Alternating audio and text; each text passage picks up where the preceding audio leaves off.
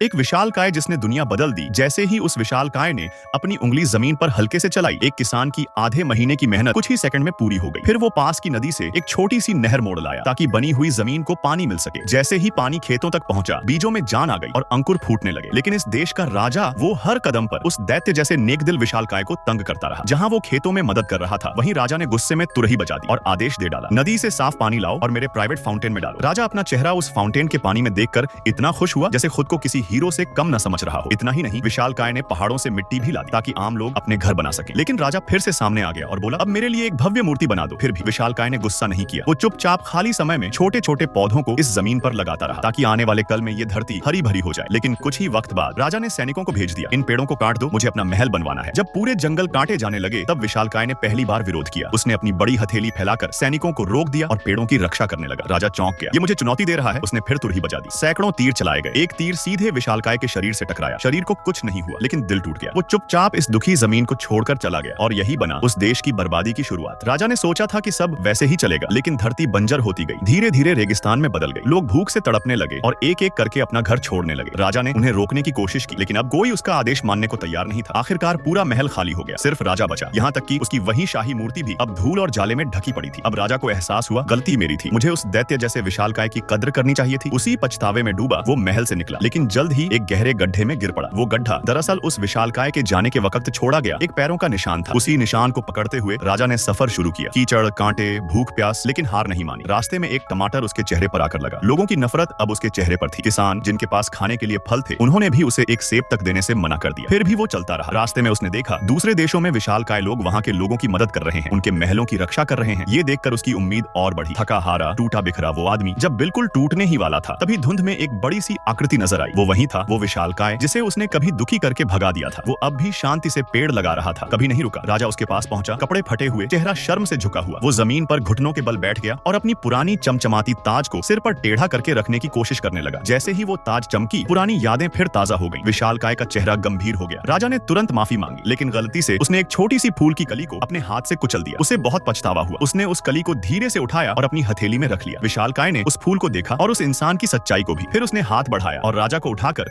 अपने साथ वापस ले आया। अब दोनों साथ में काम करते हैं। राजा जमीन खोदता है, विशालकाय पेड़ लगाता है और दोनों मिलकर उस देश को दोबारा हरा भरा बना रहे हैं, एक नई शुरुआत की तरफ।